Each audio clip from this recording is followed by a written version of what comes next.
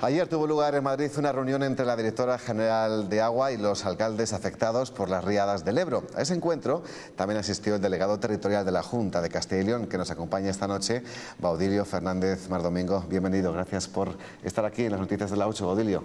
Buenas noches, gracias a vosotros. Una reunión fructífera, podemos decir, la que tuvieron lugar ayer en Madrid. Yo creo que sí, todos los alcaldes salieron yo creo que con una sensación de satisfacción. Bien, es verdad que el alcalde de Miranda decía que era una sensación agridulce, pero eso era por otra cuestión que si queréis podemos comentar. ¿A qué cuestión se refiere?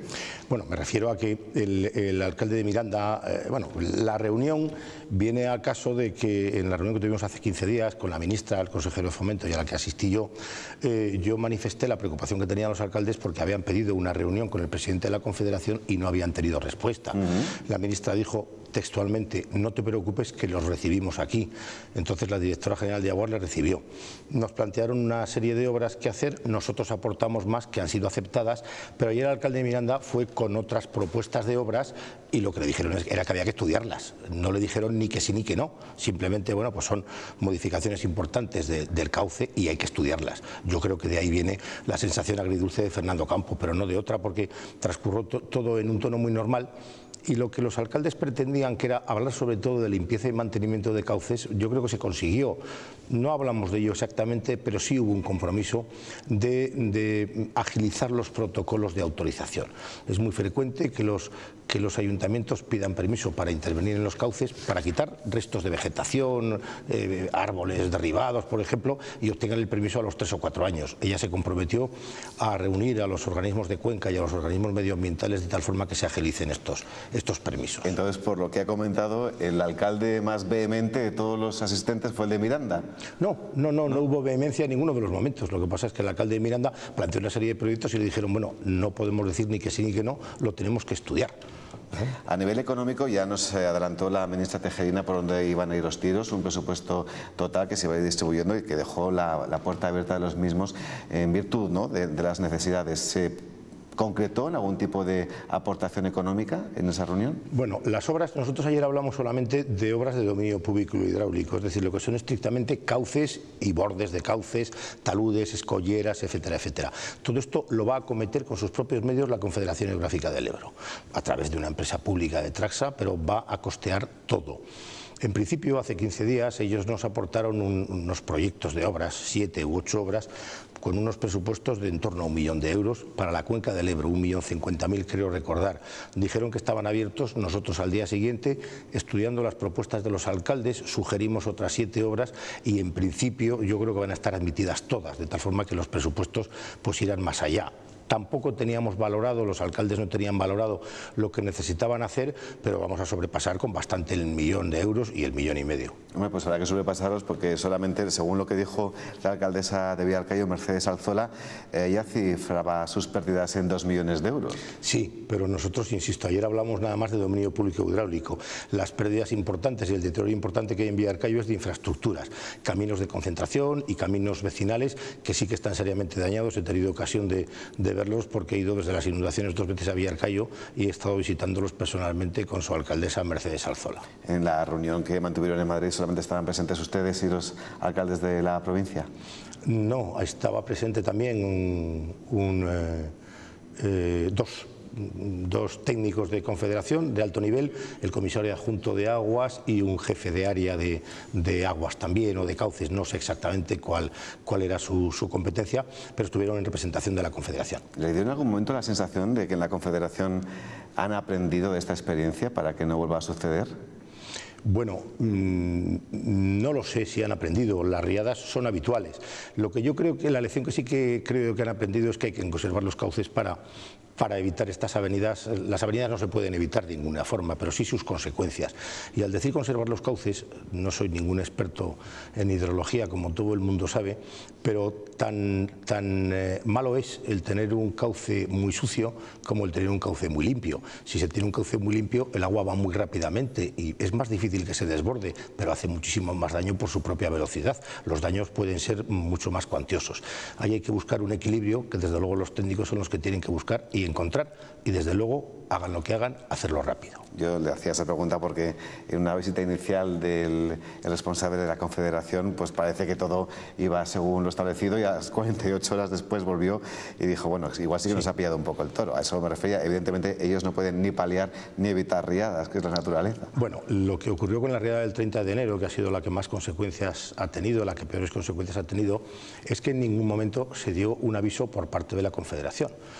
El procedimiento habitual de avisos en protección civil, en estos casos de avenidas, es que la Confederación avise a nuestro 112, a nuestra protección civil, y nosotros, desde los servicios centrales de protección civil, avisen a los ayuntamientos respectivos diciendo, ojo, que se espera un repunte de las aguas para tal hora. Esa vez no se avisó porque nosotros no teníamos ninguna noticia. Yo creo que de alguna forma la Confederación estuvo desbordada, nunca mejor utilizado el término, por desbordar las previsiones y desbordar las aguas, claro. ¿Qué plazos se han manejado? ¿A qué deberes han comprometido? Bueno, ya hay alguna obra de urgencia que se ha iniciado. En la escollera de Villalázara, en la Marina de Montija, que se habían desplazado unos bloques, también estuve visitándolo yo, he visitado todos los sitios de inundaciones. Había unos bloques de hormigón desplazados y la fuerza de la avenida se había llevado medio vial, había unos chalés al lado de una calle y esa calle estaba socavada por debajo. Inició la obra el Ayuntamiento y la Confederación, yo creo que ya está prácticamente terminada. Se están valorando todas y se están haciendo los proyectos técnicos en el resto de las obras de urgencia y yo creo que va a ser todo inmediato. Para hablar de limpiezas y para hablar de esos protocolos y de agilización de los protocolos, la directora nos dio un plazo de un mes. Bien, pues con el delegado territorial de la Junta de Castilla y León podemos hablar de muchos asuntos de actualidad, lo acabamos de hacer después de esa reunión mantenida en Madrid para ver cómo se podía paliar esos efectos de las riadas, inundaciones y sobre todo sus consecuencias económicas y de futuro, pero también algo que todo el mundo tiene en mente, y me estoy refiriendo al fracking, porque el Gobierno autonómico ha sacado a información pública el proyecto de la empresa de fracking Beneca para explorar en Sedano. ¿Qué significa este trámite? Este trámite significa que, aunque los proyectos de investigación, ni en fracking ni en nada, los proyectos experimentales no necesitan una evaluación de impacto ambiental, nosotros hemos querido ser rigurosos desde el primer momento y hemos exigido que todo lleve una evaluación de impacto. Las evaluaciones de impacto llevan aparejadas un periodo de información pública en el que todo el mundo puede presentar alegaciones y después de estudiadas las alegaciones, la evaluación de impacto es favorable o no y se le ponen determinados condicionantes. Pero ya digamos que es un paso en firme, ¿no? Por lo menos para esta zona de Burgos. Bueno, luego la evaluación de impacto puede resultar negativa. Si nosotros estimamos, y los que tengan que estudiar las alegaciones, estimamos que las prácticas pueden ser perjudiciales para el medio ambiente o que el equilibrio beneficio-perjuicio no es el adecuado, podemos decir que la declaración de impacto es negativa, con lo cual no hay permiso. En esa misma silla en la que usted se encuentra, cuando el alcalde de Medina de Pomar, señor Marañón, fue preguntado por el asunto del fracking, se pronunció pues, francamente en contra, ¿no? Pero sobre todo esgrimió y argumentó desinformación. ¿Tienen que entonar a alguien un mea culpa por esa desinformación que proclaman los alcaldes? Yo creo que no. Lo que ocurre es que en esto como en muchas cuestiones científicas relativamente novedosas, solamente se oyen las voces que están en contra y que generalmente no son autorizadas. Al decir no ser autorizadas, bueno, yo no sé si hay alguien realmente de prestigio en el mundo de los hidrocarburos, en el mundo de la geología, insisto, de prestigio, que hable en contra del fracking. Yo no lo conozco, pero tampoco conozco muchas opiniones. Yo creo que ha habido mucho más ruido que nueces y no hay que olvidar, y esto lo dejo encima de la mesa sin que yo afirme ni niegue, que en contra del fracking puede haber muchos intereses económicos. Hay gente que vende gas. A la gente que vende gas seguro que no le gusta que haya otras fuentes de gas que puedan hacerle la competencia. Insisto, en que ni entro ni salgo, pero que puede haber muchas cosas de este estilo. ¿Cuál es nuestro criterio? ¿Cuál es el criterio de la Consejería de Economía? ¿Cuál es el criterio de la Junta? No debemos cerrarnos a un proyecto de investigación. Si encontramos gas, shale gas, gas pizarra, ya veremos si luego se autoriza la extracción o no, pero a un proyecto de investigación no debemos negarnos nunca. Pero la Diputación, digamos que ha dado carta blanca a cada alcalde para que actúe en consecuencia. No hay una directriz desde la Diputación provincial en un sentido u en otro, al menos de momento. Sí, pero tratándose de proyectos de interés general, la voluntad de los ayuntamientos queda un poco ahí al margen. Hay ayuntamientos que sí que están haciendo algún movimiento en el sentido de modificar sus normas urbanísticas y prohibir totalmente las actividades extractivas. ¿Eso es bueno o es malo? Bueno, desde luego, si se quiere prohibir el fracking es bueno. No tienen que olvidar que si se prohíben las actividades extractivas no se puede sacar ni una carretilla de Zahorra del término municipal. Y eso, desde luego, supongo que no será bueno. Al hilo de estas prospecciones que quiere hacer la empresa canadiense, la misma BNK ya ha dicho, ha confirmado que varias de las sustancias que utilizan en el fracking son nocivas, pero también ha señalado que su nivel de concentración está por debajo del umbral que afecta al ser humano. Y también cerquita de nuestra provincia, en Álava, la diputada de Medio Ambiente de esta comunidad ha mostrado su preocupación por los efectos negativos que puedan ocasionar los pozos de fracking de Burgos en nuestro territorio y va a presentar alegaciones al informe de impacto ambiental que presente tanto la materia competente como los que la empresa canadiense está presentando, que desde luego no sé si serán parecidos o no, ¿no? Bueno, no lo sé, estudiaremos las alegaciones cuidadosamente. Como decía, en el entorno de esto hay muchos, bueno, yo creo que muchas falacias, ¿no? Yo recuerdo que hace año y medio hubo un terremoto en la provincia de Jaén, lo achacaban al fracking, acababan de pedir los permisos. O sea, si será malo el fracking, que nada más con presentar un papel encima de una mesa ya hay terremotos. Yo creo que esto es exagerar. Yo creo que hay que poner las cosas en su justo lugar y hay que escuchar a la gente que sabe y hay que escuchar a los técnicos, ¿eh? Un señor que esté por la calle, un señor como yo, no puede hablar de fracking porque no tengo ninguna autorización, no tengo ninguna autoritas. Hay que escuchar a la gente que sabe. Aquí ha habido mucha gente de organizaciones sindicales, muchos alcaldes y mucha gente que ha ido a ver pozos de fracking en Polonia. Los pozos de fracking en Polonia, algunos que han visitado concretamente, yo conozco a gente que ha ido a verles, están a menos de 500 metros de los núcleos de población y no les causa ninguna preocupación. Yo creo que históricamente el fracking no ha causado ningún problema. Además, lo del impacto ambiental, y yo a los alcaldes he intentado tranquilizar de esa forma. El impacto ambiental no solamente consiste en una autorización, consiste en un seguimiento. Si a nosotros BNK nos dice vamos a utilizar estos 4 productos, nosotros vamos a hacer un seguimiento de que realmente se utilicen esos 4 productos. En el momento que se utilizara un producto diferente o que se utilizara uno más, se prohibiría la investigación. Si BNK dice que va a gastar 60.000 metros cúbicos de agua, creo que no llegan ni a 60.000 en una investigación de un pozo de fracking, serán 60.000 y ni uno más.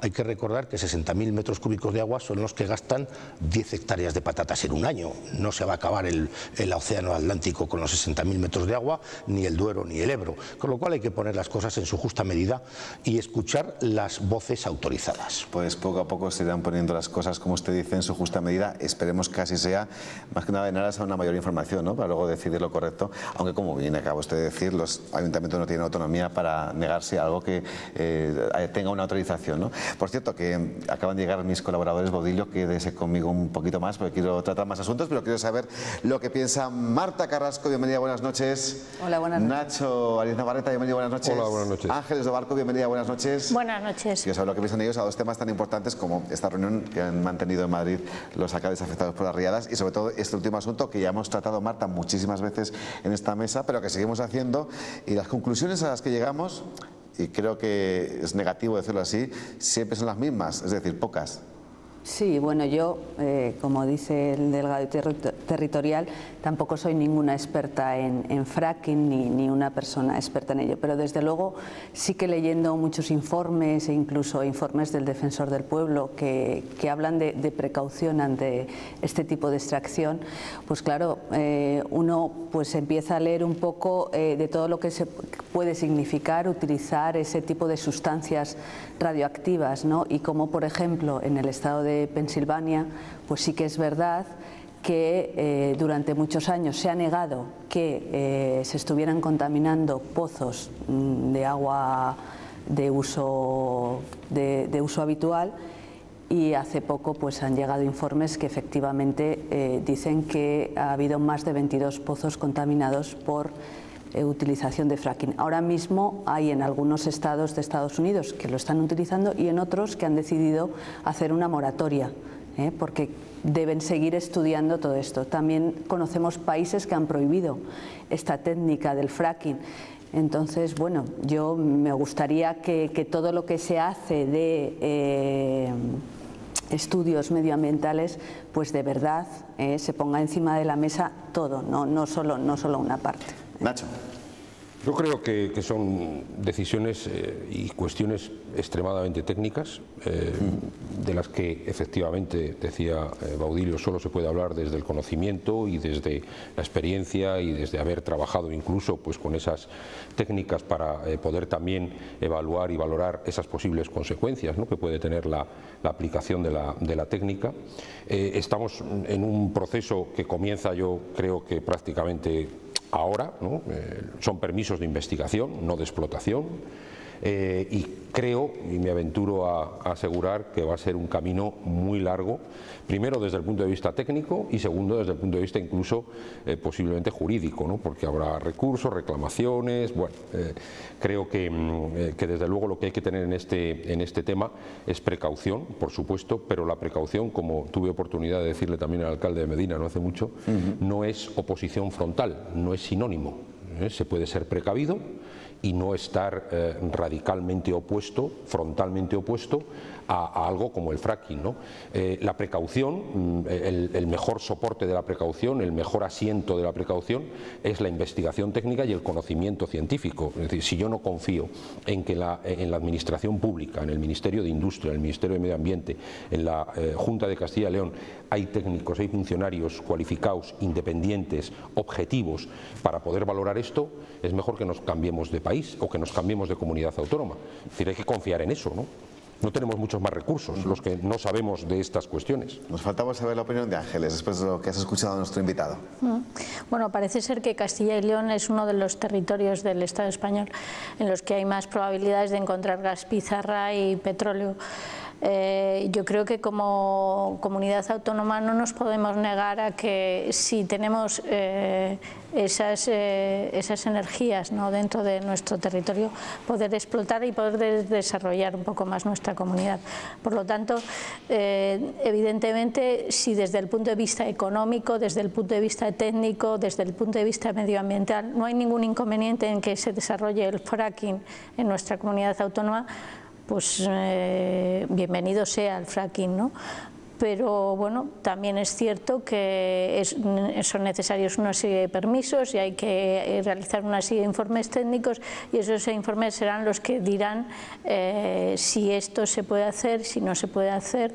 Es muy prematuro de momento avanzar en qué camino, en qué dirección vamos a seguir. Lo que es evidente es eso, que dentro del Estado español, tanto Castilla y León como el País Vasco, parece ser que pueden tener esos yacimientos de gas pizarra y de petróleo, ¿no?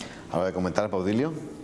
Pues sí, hay que analizar también por qué los alcaldes o determinados alcaldes están en contra. Y yo conozco algún caso, y lo voy a nombrar porque no me importa, porque tengo una magnífica relación con ella. La alcaldesa de Villarcayo era claramente partidaria del fracking, sí, clarísimamente partidaria del fracking. Ahora el Ayuntamiento de Villarcayo, que tiene un balcón de una notable dimensión, luce una pancarta de la LAU diciendo no al fracking. ¿Por qué?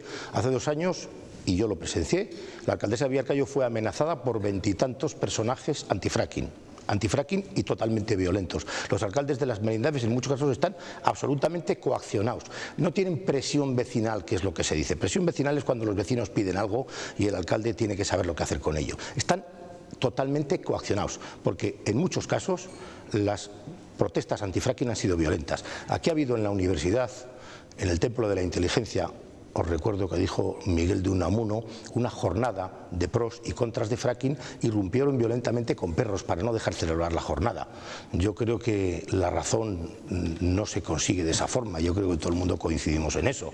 Insisto, los alcaldes de las merindades, yo creo que en muchos casos, y presumo de conocerlos a todos, no son antifracking por convicción, sino antifracking no por presión vecinal, sino por coacción en muchos casos. Y eso hay que decirlo. Los alcaldes no pueden decir, siendo los primeros ediles y lo que eso conlleva, no pueden decir públicamente estar a favor del fracking por encontrarse amenazados. Exactamente, no amenazados directamente, pero yo he presenciado, insisto, este verano, hará 2 años, en la etapa de la Vuelta Ciclista a Burgos, que acabó una jugareña, que en un momento nos despistamos y a Mercedes Alzola se acercaron 20 y tantos señores, bueno, diciéndole de todo. Ha tenido que cambiar porque tiene que poder salir a la calle en su territorio, ¿eh? Entonces, Bueno, eso está ocurriendo y eso es bueno que lo sepa todo el mundo.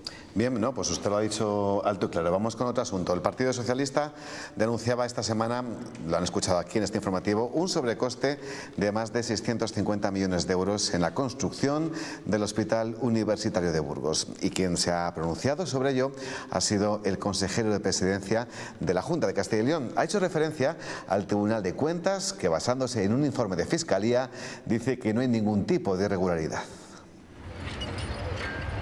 No hubo sobrecoste en las obras del Hospital de Burgos, lo dice el Tribunal de Cuentas, tras escuchar el informe del fiscal. Lo que hace el tribunal es archivar las diligencias porque los modificados de obra son consecuencia de un incremento de la inversión. Hay más obra, hay más inversión, eso hay que pagarlo, eso no es sobrecoste. Sobrecoste es la misma obra que cueste más. Pero aquí es que hay más obra. Y al haber más obra, requiere lógicamente más equipamiento. El Partido Socialista lleva tiempo reclamando una explicación por lo que ellos consideran un sobrecoste en la obra y equipamiento del UBU. Esta misma semana anunciaron que comenzaba el camino en los tribunales. Su secretario autonómico, Luis Tudanca, denunciaba este mismo lunes un sobrecoste de 657 millones. Yo creo que esta vez lo van a entender. Después de explicárselo durante 2 años, la diferencia entre incremento de la inversión y sobrecoste, esta vez, cuando les llegue esto, que les habrá llegado ayer o hoy, lo entienden. A pesar de la resolución del Tribunal de Cuentas, cabe recurso en los próximos 5 días.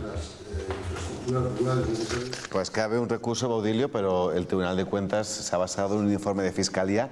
Exactamente este movimiento, ¿en qué consiste y sobre todo en qué situación deja al Partido Socialista que ha denunciado este sobrecoste? Llevamos mucho tiempo hablando de sobrecostes. En sede parlamentaria el consejero de Sanidad ha contestado a varias preguntas, yo creo que de forma con claridad meridiana, vaya. Yo creo que aquí hay gente al que le molesta que tengamos un magnífico hospital y que funcione estupendamente. Evidentemente ha habido un sobrecoste y ese sobrecoste se ha explicado. Se han construido más metros cuadrados, hay 40 habitaciones más, hay 100 consultas más, hablo de memoria, se ha equipado más. Lógicamente, eso también lleva aparejado un sobrecoste en limpieza, energías, etcétera, etcétera. Que yo no sé evaluar, desde luego el sobrecoste no ha sido de 600 millones de euros, ni muchísimo menos. Si a los del Partido Socialista les gusta seguir en el mismo afán después de que se lo han explicado, yo creo que de forma creíble y de forma, insisto, con claridad meridiana, si el Tribunal de Cuentas le ha dado la razón a la Junta, pues bueno, son muy dueños de seguir en los tribunales. Igual el truco está en el término sobrecoste. Pues no lo sé, no lo sé. Yo creo que sí, que se trata de confundir a la población. Yo creo que en Burgos tenemos un magnífico hospital a un precio razonable, un precio que desde luego tenemos que seguir pagando durante 26 años que nos quedan, ¿eh? Pero ha sido suficientemente explicado. ¿Qué le parecería a la población de Burgos que dijera, no, nosotros teníamos presupuestados 54 millones, creo recordar, para el equipamiento y en lugar de ir a 103 nos vamos a quedar en 27. Teníamos previstas X habitaciones, pero lo vamos a dejar en 100 más. Teníamos previsto que el hospital tuviera 100.000 metros cuadrados y lo vamos a dejar nada más en 75. ¿Eso le parecería bien a todo el mundo? Estaríamos en los tribunales también por lo mismo. Yo creo que nos tenemos que quedar con algo. Pues no sabemos todavía lo que ha dicho el secretario regional del Partido Socialista. En cuanto haga declaraciones, por supuesto, se las ofreceremos a todos ustedes. Ángeles, ¿qué te ha parecido esta decisión del Tribunal de Cuentas?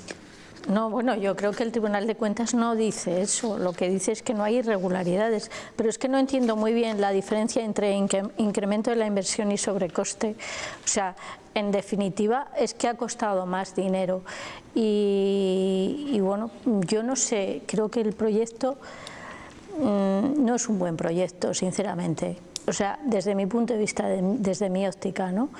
Se ha hecho una inversión muy fuerte y posiblemente ese hospital se podría haber hecho con mucha menos inversión y de hecho la Junta de Castilla y León no está satisfecha con ese proyecto porque ya ha anunciado que no va a hacer otro hospital de esas mismas características y con ese mismo sistema de financiación. Entonces, bueno, pues nos hemos equivocado. A mí me gustaría mucho más que la Junta dijera nos hemos equivocado y terminábamos con el tema, pero que no se utilicen palabras bonitas cuando en realidad es que es cierto que tenemos un buen hospital, es cierto que hemos mejorado esa infraestructura que era necesaria, absolutamente necesaria en nuestra ciudad, pero no es cierto que no nos haya costado más a los ciudadanos burgaleses y a los ciudadanos de Castilla y León. No, pues sí, aquí el debate no es que nadie quiere ocultar, no sé, Baudilio, yo no creo que nadie quiera ocultar que ha costado bastante más dinero de lo presupuestado inicialmente, ¿no? Eso se ha dicho desde el primer día. Se ha dicho desde el primer día. El primer día que vino el consejero en enero de 2012 a, bueno, de alguna forma a presentar el hospital y a decir cuándo iba a empezar la actividad, que fue en el mes de junio y antes en el mes de marzo aproximadamente con las consultas, dio claramente los números de lo que nos había costado. El que la Junta haya dicho que no va a hacer más hospitales con este modelo no quiere decir que no esté satisfecho con él. Lo que ocurre es que estamos en otro momento económico y ahora igual tenemos más, no digo más alegrías, pero tenemos más liquidez y el Hospital de Palencia se puede acometer de otra forma. No, las alegrías las teníamos antes. Las alegrías las teníamos antes cuando creíamos que éramos ricos y gastábamos de una forma desaforada. Ahora hay mucha más contención en el gasto. No, corrijo. Nosotros nos enteramos, al decir nosotros, digo la Junta, se enteró de que estábamos en crisis económica bastante antes de que otros lo reconocieran. Y en ese momento fue cuando empezamos a apretarnos el cinturón. El Hospital de Burgos requería una inversión importantísima y queríamos hacerlo en muy poco tiempo. Eso, en tiempos buenos o en tiempos malos, habría drenado el presupuesto de sanidad y nos habríamos quedado sin un euro para hacer ningún otro tipo de obra, ni para un centro de salud, ni siquiera para el mantenimiento normal de los hospitales. Por eso se optó por este modelo, que no es más caro que el otro, ni muchísimo menos. Otra cosa es que Palencia ahora se vaya a acometer de otra forma. Hay que recordar, y lo estábamos diciendo antes fuera de cámara, que el Hospital de Valladolid, el magnífico Hospital del Río Ortega de Valladolid, que también es un gran hospital, ha tardado 13 años en hacerse. ¿Habríamos aguantado nosotros 13 años sin hacer el hospital nuevo? ¿Habrían aguantado los usuarios y los pacientes de Burgos 13 años más en el Hospital General de Agüe? No estoy seguro. A ver, para ser totalmente estrictos en lo del Tribunal de Cuentas, para que lo sepáis todos, lo que dice exactamente es que archiva la denuncia del Partido Socialista sobre el sobrecoste del hospital, archiva las diligencias preliminares por el supuesto sobrecoste, por entender que se han cumplido todos y cada uno de los requisitos procedimentales. Ángeles, textualmente es así. Nacho. Yo la verdad es que me había apuntado eso. Pero, perdón, cabe recurso en 5 días, vuelvo a repetir, o sea, no es nada definitivo. De la pieza que hemos visto, me había apuntado lo del archivo de las diligencias, porque cuando hemos estado comentando antes no tenía claro exactamente qué tipo de resolución había sido, ¿no?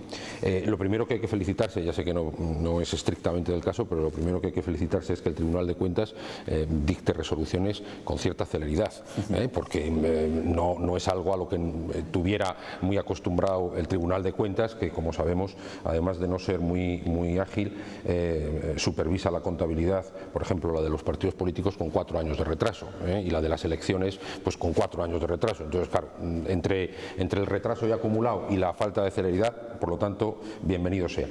Yo en este asunto del hospital, yo creo que es una auténtica lástima que una infraestructura de estas características esté sometida a esta tensión desde hace tanto tiempo de los dos partidos mayoritarios de Castilla y León, Partido Popular, Partido Socialista, Partido Popular, Junta de Castilla y León, por equipararlo, ¿no? Y creo que nunca hay que cansarse de explicar las cosas y nunca hay que cansarse de ser transparente, pero absoluto, desde todos los puntos de vista. Yo estoy seguro que se tiene siempre la sensación, cuando se está en las responsabilidades del gobierno, de explicar mucho más incluso de lo que se debiera o que ya se ha explicado hasta la saciedad.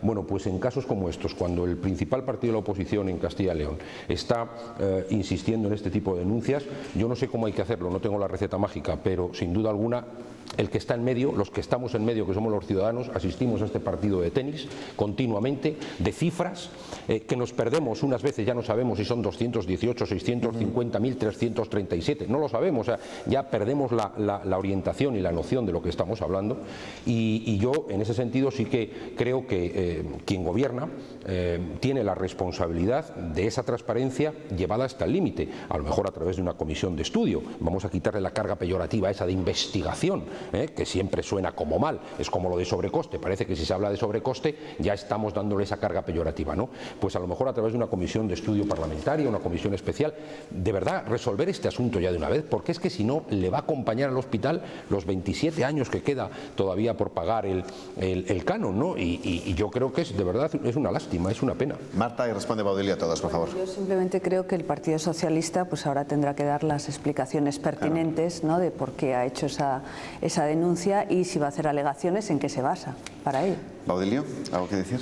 Hay que repasar un poco la historia. A poco de abrir el hospital, en cuanto se contaron las cifras clarísimamente, el debate era que este era un hospital privado. Hemos privatizado la sanidad, este es un hospital privado.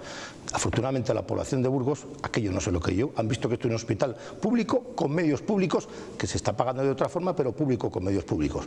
Como alguien ha perdido esa batalla de la sanidad pública y de la sanidad privada, ahora atacamos con la batalla del sobrecoste como si las cifras las hubiéramos descubierto antes de ayer, cuando se conocen desde primeros del año 2012.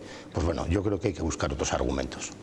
Muy bien, pues con Baudilio Fernández Más Domingo hemos hablado de un montón de cosas relacionadas con Burgos y la versión desde el punto de vista del gobierno autonómico. Nos hemos dejado muchas cosas en el tintero, porque además no tenemos más minutos para hacer una especie de balance, Baudilio, de lo que ha sido también su legislatura, ¿no? En este cargo también. Mi parte. Sí. Hay que recordar que yo no empecé la legislatura, yo me incorporé aproximadamente 4 o 5 meses después. Sí, pero prácticamente la ha agotado, ha sido un poco tiempo el que no ha estado. ¿Ha sido el parque tecnológico lo que más quebraderos de cabeza le ha dado? Sí, bueno, a mí exactamente no, porque esto se lleva directamente desde la Agencia de Inversiones y Servicios. Pero le preguntamos a usted como responsable de la Junta. Hay dificultades administrativas, esto es lo del circo y crecer los enanos. Todos los días sale algo nuevo, parece que por fin tenemos el pasillo despejado. Probablemente, bueno, esta semana ya no, porque estamos a jueves, pero la semana que viene saldrá el proyecto de expropiación, para lo poco que nos queda expropiar, y queremos que se apruebe el plan de actuación en breve. Bueno, que se apruebe, tiene que salir a información pública. Supongo que habrá un montón de alegaciones, yo ya no me atrevo a dar fechas. El consejero hace 2 o 3 meses decía que al final de la primavera podíamos empezar. Al final de la primavera no me parece fácil, pero bueno, que se despeje cuanto antes. En todo caso, yo creo que la última vez que estuve en esta casa dije, y no quiero que suene a excusa, que el parque tecnológico va a despegar justo cuando esté despegando la economía y la actividad. Con lo cual, bueno, tampoco hemos perdido tanto tiempo. Si el parque tecnológico estuviera acabado hace 3 o 4 años, no estoy seguro yo de que allí se hubieran instalado muchas empresas. Ojalá fuera así, pero yo creo que no hemos perdido tiempo. Vamos a llegar justo en el momento. Baudilio, gracias como siempre por su presencia y buenas noches. Esto último que acabo de decir lo podemos comentar en nuestra mesa de actualidad, que va a continuar enseguida. Vamos a hacer un breve receso. ¿Recuerdan cuando hace 15 días estuvo aquí el alcalde de la calle y nos dijo que el coso del plantío dejaría de llamarse Plaza de Toros? Pues bien, hoy hemos conocido el nombre que tendrá el recinto. Se lo cuento ahora mismo.